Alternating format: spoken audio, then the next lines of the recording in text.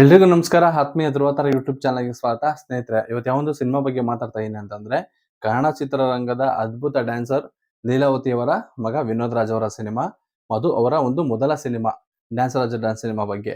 ಈ ಸಿನಿಮಾ 1987ರಲ್ಲಿ ಬಿಡುಗಡೆ ಆಗುತ್ತೆ. ಈ ಸಿನಿಮಾ ಸಾಕಷ್ಟು ದೊಡ್ಡ ಮಟ್ಟದಲ್ಲಿ ಕೂಡ ಸಕ್ಸಸ್ ನ ಹೊಂದುತ್ತೆ. ರಿಲೀಸ್ ಆದಂತ ಎಲ್ಲಾ ಚಿತ್ರಮಂದಿರಗಳಲ್ಲೂ ಈ ಸಿನಿಮಾ 25 ದಿನಗಳ ಕಾಲ ಭರ್ಜರಿ ಪ್ರದರ್ಶನ ಕೂಡ ಕಾಣುತ್ತೆ. ಮತ್ತು 4ರಿಂದ 5 ಚಿತ್ರಮಂದಿರಗಳಲ್ಲಿ ಈ ಸಿನಿಮಾ 100 ಡೇಸ್ ಕೂಡ ಕಂಪ್ಲೀಟ್ ಆಗುತ್ತೆ. ಈ ಸಿನಿಮಾನ ನಿರ್ದೇಶನ ಮಾಡಿದ್ದು ದ್ವಾರಕೀಶ್ ಅವರು, ನಿರ್ಮಾಣ ಕೂಡ ದ್ವಾರಕೀಶ್ ಅವರೇ ಮಾಡ್ತಾರೆ. ಈ ಸಿನಿಮಾದ ಡೈಲಾಗ್ಸ್ ಕೂಡ ದ್ವಾರಕೀಶ್ ಅವರೇ ಬರೀತಾರೆ. ಈ ಸಿನಿಮಾಗೆ ಸಂಗೀತನ ವಿಜಯ್ ನಂದ್ ಅವರು ಕೊಡ್ತಾರೆ. ಈ ಸಿನಿಮಾದಲ್ಲಿ 3 ವಿಭಾಗಗಳಲ್ಲೂ ದ್ವಾರಕೀಶ್ ಅವರೇ ಕೆಲಸ ಮಾಡ್ತಾರೆ. ಈ ಸಿನಿಮಾ ಶುರುವಾಗಿದ್ದು ಯಾವ ತರ ಅಂತಂದ್ರೆ, ಈ ಸಿನಿಮಾ ಶುರುವಾಗೋದಕ್ಕಿಂತ ಮುಂಚೆ ಪುಟ್ಟಣ್ಣ ಕಣಗಾಲ್ ಅವರಿಗೆ ದ್ವಾರಕೀಶ್ ಅವರು ಒಂದು ಸಿನಿಮಾ ಮಾಡ್ಕೊಡ್ತೀನಿ ಅಂತ ಹೇಳಿರ್ತಾರೆ. ಒಂದು ಹೋಟ್ಲಲ್ಲಿ, ಅಂದ್ರೆ ಬೃಂದಾವನ್ ಅಂತ ಒಂದು ಹೋಟೆಲ್ ಏನಿದೆ, ಆ ಹೋಟ್ಲಲ್ಲಿ 1 ತಿಂಗಳ ಕಾಲ ಒಂದು ರೂಮ್ ನ ಹಾಕೊಟ್ಟಿರ್ತಾರೆ ದ್ವಾರಕೀಶ್ ಅವರು. ಈ ಸಿನಿಮಾದ ಕಥೆ ಯಾವುದೇ ಕಾರಣಕ್ಕೂ ರೆಡಿ ಆಗೋದಿಲ್ಲ. ಆಗ ಪುಟ್ಟಣ್ಣ ಕಣಗಾಲ್ ಅವರು ದ್ವಾರಕೀಶ್ ಅವ್ರಿಗೆ ಹೇಳ್ತಾರೆ, ನಾನು ಆಲ್ರೆಡಿ ಒಂದು ಸಿನಿಮಾನ ಕಥೆನ ಬೇರೆಯವ್ರು ಮಾಡ್ಕೊಡ್ತಾ ಇದೀನಿ, ನಿನ್ಗೆ ಸಿನಿಮಾ ಮಾಡ್ಬೇಕು ಅಂತಾರೆ ನಾನು ಕಥೆ ಹೇಳೋದಿಕ್ಕಾಗಲ್ಲ, ಬಂದು ಹಂಗೆ ಸೆಟ್ ಸಿನಿಮಾ ಮಾಡ್ಕೊಡ್ತೀನಿ, ನನ್ಗೆ ಸರಸ್ವತಿ ಏನ್ ಹೇಳ್ತಾಳೋ ಅದನ್ನೇ ನಾನು ತೆಗಿಯೋದು ಅಂತ ಹೇಳ್ತಾರೆ. ಆಗ ದ್ವಾರಕೀಶ್ ಅವರಿಗೆ ಒಂದು ಸ್ವಲ್ಪ ಇಷ್ಟ ಆಗೋದಿಲ್ಲ. ಯಾಕೆಂದ್ರೆ ದ್ವಾರಕೀಶ್ ಅವರು ಕಥೆನ ಕೇಳಿ ಸಿನಿಮಾ ಮಾಡೋಂಥವ್ರು. ಹಾಗಾಗಿ ಸರಿ ಬೇಡ ಅಂತ ಹೇಳ್ತಾರೆ. ಆಗ ಪುಟ್ಟಣ್ಣ ಕಣಗಾಲ್ ಅವರು ದ್ವಾರಕೀಶ್ ಅವರಿಗೆ ಒಂದು ಐಡಿಯಾನ ಕೊಡ್ತಾರೆ. ಯಾವ ತರ ಐಡಿಯಾ ಕೊಡ್ತಾರೆ ಅಂತಂದ್ರೆ, ಒಬ್ಬ ಹೊಸ ನಾಯಕನ ಹುಡುಕು, ನಿಮ್ಮ ಮನೆ ಹತ್ರನೇ ಯಾರಾದ್ರು ಇರ್ತಾರೆ, ಆತರ ಒಬ್ಬ ಹೊಸ ನಾಯಕಿನ ಹುಡುಕಿ ಸಿನಿಮಾ ಮಾಡು, ಸಿನಿಮಾ ಗೆಲ್ಲುತ್ತೆ ಅಂತ ಹೇಳ್ತಾರೆ. ಅದನ್ನ ಮನಸ್ಸಲ್ಲಿ ಇಟ್ಕೊಂಡು ದ್ವಾರಕೀಶ್ ಅವರು ವಿನೋದ್ ರಾಜ್ ಅವ್ರಿಗೆ ಸಿನಿಮಾ ಮಾಡ್ತಾರೆ. ವಿನೋದ್ ರಾಜ್ ಅವರು ದ್ವಾರಕೀಶ್ ಅವ್ರ ಸಿನಿಮಾಗೆ ಹೆಂಗ್ ಸೆಲೆಕ್ಟ್ ಆಗ್ತಾರೆ ಅಂತಂದ್ರೆ, ಲೀಲಾವತಿ ಅವರ ಮನೆ ಮತ್ತು ದ್ವಾರಕೀಶ್ ಅವರ ಮನೆ ಒಂದೇ ಏರಿಯಾದಲ್ಲಿ ಇರುತ್ತೆ, ಚೆನ್ನೈಯಲ್ಲಿ. ಆ ದ್ವಾರಕೀಶ್ ಅವ್ರ ಮನೆಯಲ್ಲಿ ಯಾವ್ದೋ ಒಂದು ಪಾರ್ಟಿ ಅಥವಾ ಫಂಕ್ಷನ್ ನೋಡಿದ್ರು ಕೂಡ ವಿನೋದ್ ರಾಜ್ ಅವರು ಆ ಒಂದು ಫಂಕ್ಷನ್ ಬಂದು ಡ್ಯಾನ್ಸ್ ಆಡೋದು ಒಂದು ಪದ್ಧತಿ. ಎಲ್ಲಾ ಒಂದು ಪಾರ್ಟಿಗಳು ಕೂಡ ವಿನೋದ್ ರಾಜ್ ಅವ್ರ ಕೈಲಿ ಡ್ಯಾನ್ಸ್ ಆಡಿಸ್ತಾ ಇರ್ತಾರೆ.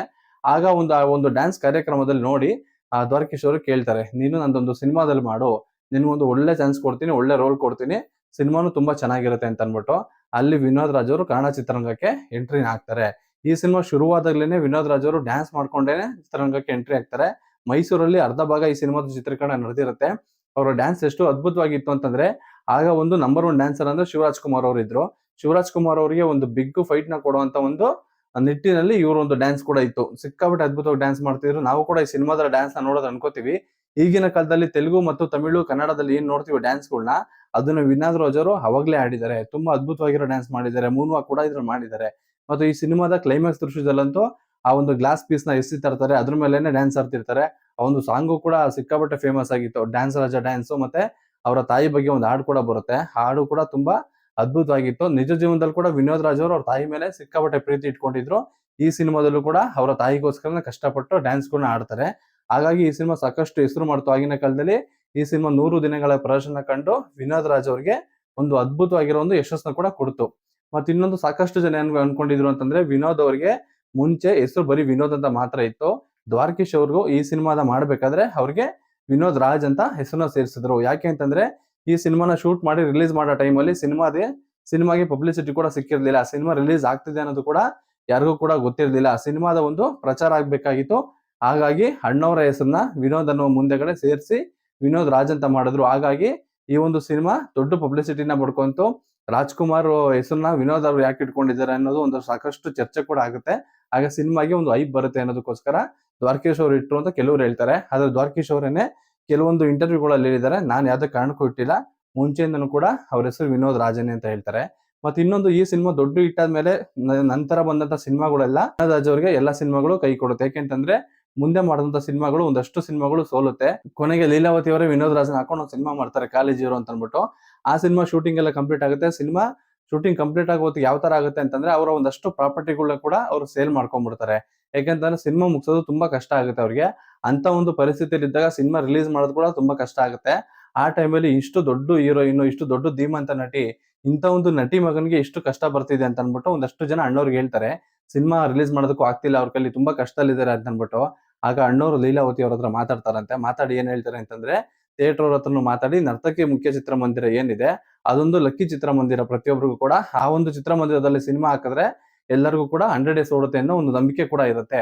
ಹಾಗಾಗಿ ಅಣ್ಣವರು ನರ್ತಕಿ ಚಿತ್ರಮಂದಿರನ ಲೀಲಾವತಿ ಅವರಿಗೆ ಕೊಡಿಸ್ತಾರೆ. ಅಂದ್ರೆ ಲೀಲಾವತಿ ಅವರಿಗೆ ಅಣ್ಣವರು ಸಹಾಯ ಕೂಡ ಮಾಡ್ತಾರೆ. ಆದ್ರೆ ಅಣ್ಣವ್ರು ಮಾತಾಡಿದ್ರಂತೆ ಯಾರೋ ಒಬ್ರು, ಏನಂತ ಅಂತಂದ್ರೆ, ಅಣ್ಣವರಿಗೆ ವಿನೋದ್ ಅವರು ನಿಮ್ಮ ಹೆಸರನ್ನ ಹಿಂದೆಗಡೆ ಸೇರ್ಸ್ಕೊಂಡಿದ್ದಾರೆ ವಿನೋದ್ ರಾಜ್ ಅಂತ ಅನ್ಬಿಟ್ಟು, ಅದಕ್ಕೆ ನೀವೇನದು ಕೇಳಲ್ವಾ ಅಂತ ಅನ್ಬಿಟ್ಟು, ಅದಕ್ಕೆ ಅಣ್ಣವ್ರು ಹೇಳ್ತಾರಂತೆ ನಗ್ತಾನೆ, ಅವ್ರಿಗೆ ಒಳ್ಳೇದಾಗ್ತಿದ್ಯಾ ನನ್ನಿಂದ ಅಂತ ಕೇಳ್ತಾರಂತೆ. ಆಗ್ತಿದೆ ಅಂತ ಹೇಳ್ತಾರಂತೆ. ಅದಕ್ಕೋಸ್ಕರನೇ ನನ್ನ ಹೆಸರಿಂದ ಪ್ರತಿಯೊಬ್ಬರಿಗೂ ಒಳ್ಳೇದಾಗೋದಾದ್ರೆ ನನ್ನ ಹೆಸರನ್ನ ಯಾರು ಬೇಕಾದ್ರೂ ಇಟ್ಕೋಬಹುದು. ಒಂದಷ್ಟು ಜನ ನೀವು ನೋಡಿರ್ಬೋದು, ಈಗ ಹೆಸರುಗಳು ಪಕ್ಕ ಇಟ್ಕೋತಾರೆ. ಕೆಲವರು ಪ್ರವೀಣ್ ರಾಜ್ ಅಂತ ಇಟ್ಕೋತಾರೆ, ಇಲ್ಲ ಕಿರಣ್ ರಾಜ್ ಅಂತ ಇಟ್ಕೋತಾರೆ. ಈ ತರ ಅಣ್ಣವ್ರ ಅಭಿಮಾನಿಗಳು ಅವರ ಹೆಸರನ್ನ ಮುಂದೆಗಡೆ ಅಥವಾ ಹಿಂದೆಗಡೆ ಇಟ್ಕೋತಾರೆ. ಅದೇ ತರ ಅವ್ರ ಅಣ್ಣವ್ರು ಹೇಳಿದಂತೆ ವಿನೋದ್ ಕೂಡ ನನ್ನ ಹೆಸರು ಇಟ್ಕೊಂಡ್ರೆ ಏನ್ ತೊಂದರೆ ಇಲ್ಲ, ನನಗೆ ಯಾರು ಬೇಕಾದ್ರೂ ಇಟ್ಕೋಬಹುದು. ಯಾಕಂದ್ರೆ ನನ್ನಿಂದ ಅಥವಾ ನನ್ನ ಹೆಸರಿಂದ ಅವ್ರಿಗೆ ಒಳ್ಳೇದಾಗ್ತಿದೆ ಅಂದ್ರೆ ಆಗ್ಲಿ ಬಿಡಿ ಅಂತ ಹೇಳಿದ್ರಂತೆ. ಅದು ಅಣ್ಣವ್ರ ದೊಡ್ಡ ಗುಣ. ಯಾಕಂದ್ರೆ ಅಣ್ಣವರ ಹೆಸರು ಹೇಳಿ ತುಂಬಾ ಜನ ಬದುಕಿದ್ದಾರೆ, ತುಂಬಾ ಜನ ಇನ್ನೂ ಕೂಡ ಅಣ್ಣವ್ರ ಹೆಸರನ್ನ ಯೂಸ್ ಮಾಡ್ಕೊಂಡೇ ಇದ್ದಾರೆ. ಹಾಗಾಗಿ ಅಣ್ಣವ್ರ ಹೆಸರು ಭೂಮಿ ಮೇಲೆ ಸೂರ್ಯ ಚಂದ್ರ ಇರೋರ್ಗೂ ಕೂಡ ಇದ್ದೇ ಇರುತ್ತೆ. ಯಾಕಂದ್ರೆ ಪ್ರತಿಯೊಬ್ರು ಕೂಡ ಅಣ್ಣವ್ರ ಹೆಸರನ್ನ ಯಾರು ಬೇಕಾದ್ರೂ ಯೂಸ್ ಮಾಡ್ಕೋಬಹುದು. ಈಗ ಯಾರೋ ಒಬ್ಬ ಅಭಿಮಾನಿ ಕೂಡ ಅಣ್ಣವ್ರ ಹೆಸರು ಇಟ್ಕೊಂಡ್ರೆ ಕೂಡ ಅವ್ರ ಮನೆಯವರಾಗ್ಲಿ ಅಥವಾ ಅಣ್ಣವರಾಗ್ಲಿ ಬಂದು ಕೇಳ್ತಿರ್ಲಿಲ್ಲ, ಇಟ್ಕೊಳ್ಳಿ ಬಿಡಿ ನಮ್ಮಿಂದ ಅವ್ರಿಗೆ ಒಳ್ಳೇದಾದ್ರೆ ಒಳ್ಳೇದೇ ಅಲ್ವಾ ಅಂತ ಅನ್ಬಿಟ್ಟು. ಅದೇ ತರ ಈ ಒಂದು ಕಾಲೇಜ್ ಇರೋ ಸಿನಿಮಾ ಕೂಡ ರಿಲೀಸ್ ಆಗುತ್ತೆ.